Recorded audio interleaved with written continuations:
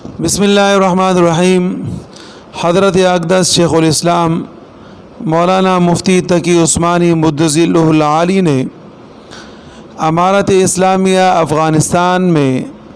طالبان کی حمایت کر کے دنیا کو ایک واضح پیغام دے دیا کہ ہم وہ لوگ ہیں اور ہماری شاخیں ان سے ملتی ہے کہ جو حق پرست ہے اور حق کا ساتھ دینے والے ہیں، اور پھر ہم حق کا ساتھ کیوں نہ دیں جب کہ ہماری تاریخ ایسی گزری ہے کہ ہم نے انگریز سامراج کے خلاف جنگیں کی اور اپنے اکابرین کو اپنے آنکھوں کے سامنے ان کے ساتھ جھگڑتے ہوئے دیکھا اور پھر ان سے اپنے وطن عزیز کو آزاد کراتے ہوئے وہ خوشیاں بھی دیکھی۔ ظاہر ہے ہم ان کا تسلسل ہے۔ اللہ رب العزت کا قانون اور پیارے حبیب صلی اللہ علیہ وسلم کے طریقے ایک وطن میں نافذ ہو جائے